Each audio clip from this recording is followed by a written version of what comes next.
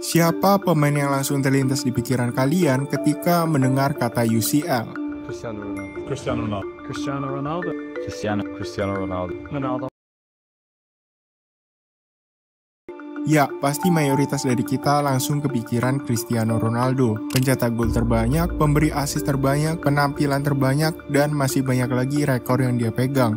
Makanya dia dijuluki sebagai Mr. UCL. Tapi kisah hidup Ronaldo hingga titik ini tidak semudah seperti yang kita bayangkan. Dan di video ini kita akan bahas kisah perjalanan awal Cristiano Ronaldo.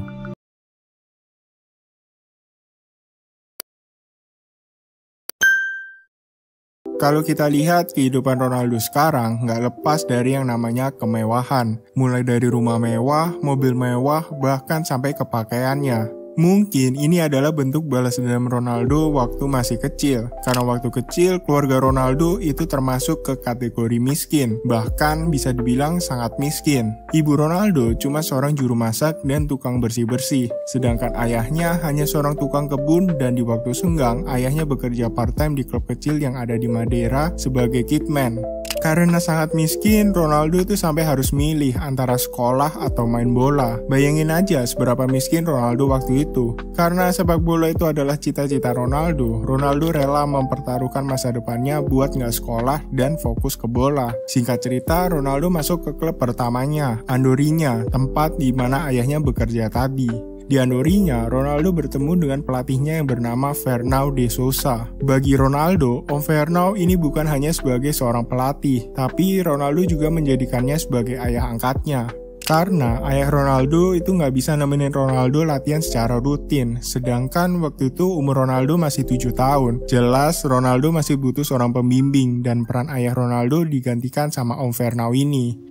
Progres Ronaldo di Andorrinya membuat klub-klub besar di Madeira itu tertarik. Salah satunya Marítimo, klub terbesar yang ada di Madeira. Tapi bukan Marítimo yang menarik perhatian Ronaldo, melainkan Nacional. Bukan karena Nacional lebih bagus atau gimana, tapi Nacional ini ngasih tawaran yang lebih menarik ke Ronaldo. Nacional janji bakal ngasih Ronaldo 2 set baju bola sama 20 bola kalau Ronaldo mau masuk ke timnya. Ya namanya anak kecil, dan waktu itu tawaran dari Nacional terlihat sangat mewah bagi Ronaldo. Jadinya Ronaldo mutusin buat gabung ke Nacional. Waktu di Nacional, ternyata selama ini Ronaldo itu kekurangan gizi, dan manajemen Nacional takut kalau ini bakal mempengaruhi perkembangan Ronaldo. Ibunya Ronaldo disuruh buat menuin gizi Ronaldo dengan ngeganti menu makanannya jadi daging sama ikan. Untung aja masalah ini bisa segera ketahuan dan cepat diatasi. Oke lanjut, singkat cerita perkembangan Ronaldo itu jadi super duper cepat, jauh lebih cepat dibanding teman-teman seumurannya. Gimana enggak, dalam sehari Ronaldo itu bisa latihan 10-12 jam, sedangkan temennya itu paling 1-2 jam aja. Ya, itu juga karena faktor Ronaldo yang gak punya aktivitas sekolah, sedangkan teman-temannya yang lain itu masih harus fokus ke sekolah. Kebetulan, Om Fernão, ayah angkat Ronaldo tadi, punya temen yang waktu itu jadi ketua supporternya Sporting Lisbon, namanya João de Freitas. Om Fernão minta tolong ke Om Freitas buat ngerekomendasiin Ronaldo ke akademinya Sporting Lisbon. Soalnya, Om Freitas ini kenal dengan beberapa orang penting yang ada di dalam Sporting Lisbon, termasuk Aurelio Pereira, kepala pencarian bakat Sporting Lisbon. Om Pereira ini yang nemuin bakat kayak Paulo Futre sama Luis Figo. Karena cara dia nilai pemain itu super simpel, cuma pakai intuisinya aja. Ya menurut Om Pereira nggak ada salahnya kalau Ronaldo datang ke Lisbon buat ikut seleksi. Di tengah-tengah momen ini, ternyata selama ini Nacional punya hutang ke Sporting Lisbon sebesar 25.000 euro. Nacional minta kalau seandainya Ronaldo nanti lolos seleksi, hutang 25.000 euro itu dianggap jadi biaya transfernya Ronaldo, alias Nacional nggak perlu bayar hutangnya, dan Sporting juga nggak perlu bayar biaya transfer. Perjalanan Ronaldo ke Lisbon itu jadi momen pertama kalinya dia ninggalin Madeira, dan anak umur 12 tahun ini berangkat sendirian. Di Lisbon, Ronaldo berhasil bikin Om Pereira ini impress dengan skillnya dan juga attitude-nya. Dan tanpa basa-basi, tahun 1997 Ronaldo resmi pindah ke Sporting Lisbon. Selama di Lisbon, Ronaldo ngerasain momen tersulitnya selama dia hidup. Dia harus tinggal sendirian dan jauh dari keluarganya. Aksen di Lisbon itu juga sangat berbeda dengan Madeira. Jadi meskipun masih sama-sama di Portugal, bagi Ronaldo Lisbon itu tempat yang 100% berbeda. Di momen ini Ronaldo hampir aja nyerah dan mau pulang ninggalin semua cita-citanya. Tapi Ronaldo keinget lagi sama ibunya yang ngasih kepercayaan dan ngedukung Ronaldo buat fokus main bola. Sehingga Ronaldo bisa ngelawan dirinya sendiri dan memaksa buat bertahan di Lisbon. Kalau seandainya waktu ini Ronaldo nyerah, mungkin kita nggak bakal pernah lihat Ronaldo. Tahun 2000, masalah terjadi lagi. Detak jantung Ronaldo berdetak lebih cepat dibanding teman-teman seumurannya. Itu bikin Ronaldo harus dioperasi dan off latihan selama 3 bulan. Ketika balik latihan, pelatih Akademi Sporting Lisbon waktu itu minta Ronaldo buat ngubah gaya permainannya. Karena waktu itu Ronaldo lebih sering show off skillnya daripada kerjasama. Pelatihnya ngasih tahu kalau itu nggak ada gunanya sama sekali. Ronaldo harus ganti gaya permainannya kalau mau jadi pemain profesional. Dia harus bisa kerjasama sama timnya. Meskipun agak keras, tapi Ronaldo dengerin semua masukan itu. Dan akibatnya perkembangan Ronaldo naik begitu cepat. Sampai di tahun 2001, Sporting Lisbon ngasih kontrak profesional pertamanya. Setelah naik level dari akademi ke skuad utama, ternyata Ronaldo itu masih jauh dari kata siap buat debut sebagai pemain profesional. Waktu itu manajer Sporting, Laszlo Bologna, ngasih beberapa catatan negatif buat Ronaldo. Mulai dari segi teknis, nggak bisa manfaatin ruang, teknik dasar masih kurang, defense jelek, terus dari fisik juga masih sangat lemah. Ronaldo juga dianggap nggak bisa nerapin taktiknya, mau itu dalam tim atau secara individu. Secara mental, Ronaldo juga sangat kurang. Dia masih terlalu egois dan kurang konsentrasi. Meskipun dianggap sangat berbakat waktu di akademi, ternyata perjalanan Ronaldo masih sangat jauh. Ronaldo tetap ikut latihan bareng skuad utama, tapi selama 1 musim, Ronaldo nggak pernah main sama sekali. Soalnya, Laszlo Bologna masih sering ngelihat Ronaldo buat show off skill-skill nggak pentingnya selama latihan. Dan Bologna ngancam kalau Ronaldo nggak ngehilangin kebiasaannya itu, dia nggak akan pernah dapat kesempatan main. Di musim kedua, Laszlo Bologna dapat kabar kalau striker utama Sporting, Mario Jardel, bakal ninggalin klub. Dan dirteknya Sporting, Carlos Freitas, ngomong kalau Sporting juga nggak punya budget buat datengin striker baru. Jadinya dia ngasih saran ke Bologna buat mainin Ronaldo. Lagian selama ini Ronaldo juga udah berubah dan jauh lebih berkembang. Bologna akhirnya setuju, tapi Bologna ngeletakin Ronaldo ini buat jadi winger. Padahal selama latihan dan waktu masih di akademi, Ronaldo itu fokusnya main sebagai striker. Setelah 1 musim menunggu, akhirnya Ronaldo menjalani debut profesional pertamanya waktu lawan Inter Milan di kualifikasi UCL. Beberapa kali dia cuma menjadi penghangat bangku cadangan, tapi semua itu sangat wajar mengingat umurnya masih 17 tahun. Penampilan yang diberikan Ronaldo di usia 17 tahun sudah sangat cukup untuk menarik perhatian beberapa klub besar di Eropa. Jorge Mendes, agen dari Ronaldo, terus aktif mencarikan Ronaldo klub yang lebih baik dari Sporting Lisbon. Jorge Mendes bilang ke Sporting Lisbon, kalau Ronaldo nggak dapat kepastian menjadi starter di musim depan, peluang Ronaldo untuk pergi sangatlah besar. Klub-klub besar dari 3 liga paling top sudah menunjukkan ketertarikannya kepada Ronaldo. Manajer Liverpool pada saat itu, Gerard Hoyler, memberikan offer sebesar 8 juta euro.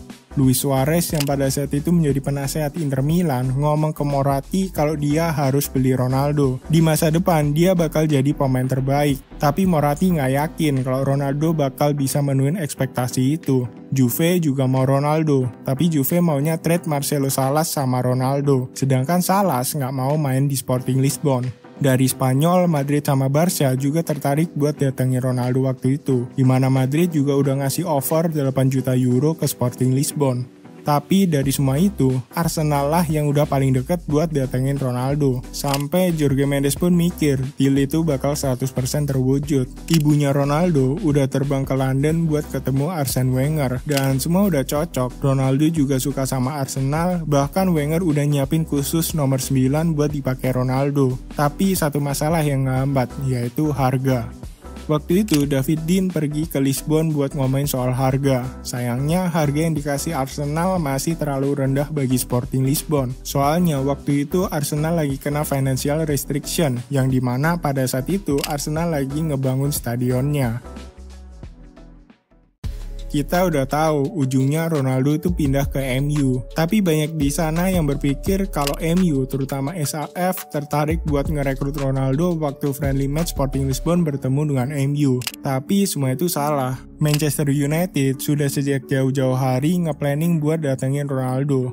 Musim 2002-2003, asistennya Sir Alex, Carlos Queiroz, dapat hasil latihan Ronaldo waktu di Lisbon. Dan Queiroz langsung ngomong ke Sir Alex kalau MU harus gerak cepat buat dapetin Ronaldo. Buat info aja, Carlos Queiroz ini bukan yang ngurus perekrutan pemain muda di MU. Jadi sebenarnya ini bukan tugasnya dia. Berhubung ini pemain yang eksepsional, Queiroz ini jadi ikut andil. Dari mana Queiroz dapat infonya? Carlos Queiroz sendiri pernah jadi head coachnya Sporting Lisbon dari tahun 93 sampai 96. Jadi dia masih punya koneksi ke dalam Sporting Lisbon. Dia juga melakukan kerjasama dengan Sporting Lisbon, jadinya sewaktu-waktu mereka bisa saling membantu. Sir Alex terus nyuruh pelatih tim kedua MU buat nge-scout Ronaldo ini. Dan tanpa pikir panjang, MU langsung ngasih tahu kalau mereka tertarik sama Ronaldo. Karena udah ada hubungan kerjasama tadi, MU sama Sporting bisa ngadain friendly match sekaligus opening stadion barunya Sporting Lisbon, Estadio José Alvalade. Match itu terjadi pada 6 Agustus 2003, dan satu hari sebelumnya, 5 Agustus, Sir Alex bertemu dengan Jorge Mendes. Semua pihak di sini sudah mencapai kesepakatan. Di satu sisi, Sporting Lisbon tahu kalau Ronaldo memang udah pingin pergi dari Sporting, meskipun Fernando Santos, pelatih Sporting waktu itu, ngejanjin dia buat jadi starter. Sedangkan United memang butuh seorang Ronaldo. Dan soal harga, MU bisa bayar lebih tinggi dari klub manapun. Jadinya secara tidak langsung deal Ronaldo ke MU itu terjadi tepat satu hari sebelum pertandingan Manchester United melawan Sporting Lisbon. Dan di match itu, Ronaldo cuma ngasih tahu ke SAF sama MU, ini loh pemain yang baru kalian beli.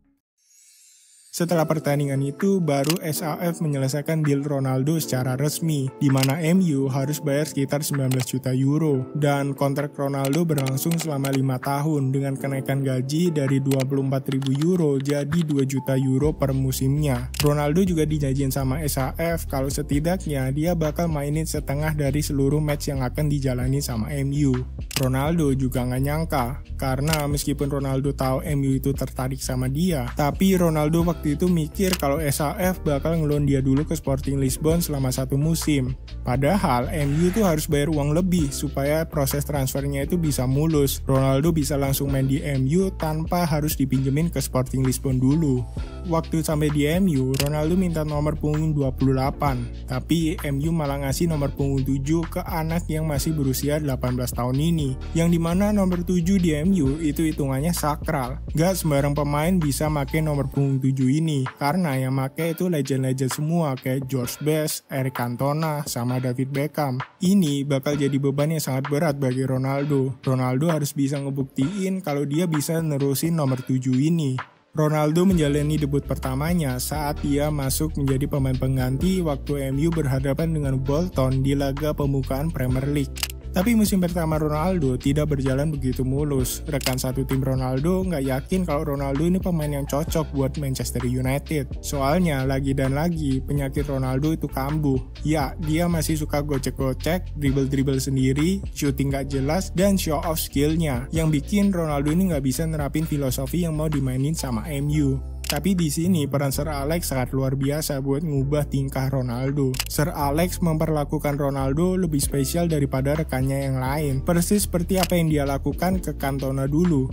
Sir Alex tahu dan sangat yakin kalau Ronaldo ini pemain yang luar biasa. Cuman dia butuh penanganan yang ekstra supaya Ronaldo bisa menjadi pemain yang jauh lebih sempurna. Sejak kejadian itu, Roy Keane bilang kalau Ronaldo jadi pemain yang paling kerja keras di Manchester United. Musim demi musim, Ronaldo berhasil menunjukkan kualitasnya sebagai salah satu pemain terbaik dan masalah kembali muncul.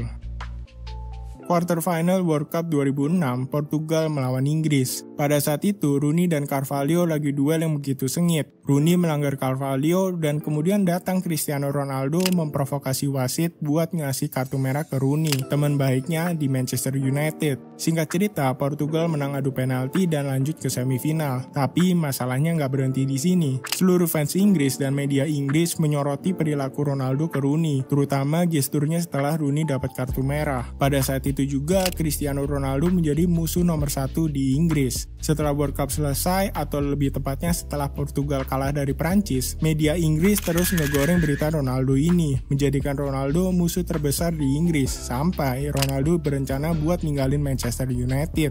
Ronaldo merasa kalau nggak ada satu orang pun di Manchester yang berpihak ke dia, bahkan Sir Alex. Tapi Sir Alex menjelaskan ke Ronaldo kalau dia bukan orang pertama yang mengalami hal seperti ini. Beckham juga pernah mendapat perlakuan yang sama waktu dia kena kartu merah di tahun 98. Dan Sir Alex ngejelasin ke Ronaldo, kalau mau jadi pemain besar, Ronaldo harus bisa ngelewatin semua masalah ini. Dan pada akhirnya, Ronaldo mutusin buat stay di MU. Ketika musim 2006-2007 mulai, SAF sudah berhasil menyelesaikan masalah ini. Tapi media-media Inggris masih terus ngegoreng berita-berita Ronaldo, mendorong supaya Ronaldo ninggalin Inggris. Tapi harapan itu sangat jauh dari apa yang terjadi. Performa MU semakin menggila dan Ronaldo juga tetap perform. Di MU, Ronaldo mendapatkan segalanya, mulai dari EPL, Ballon d'Or, bahkan UCL yang udah ditunggu sama fans-fans Manchester United. Manchester United menjadi awal kesuksesan Ronaldo, menjadi awal perjalanannya sebagai salah satu pemain terbaik yang pernah ada.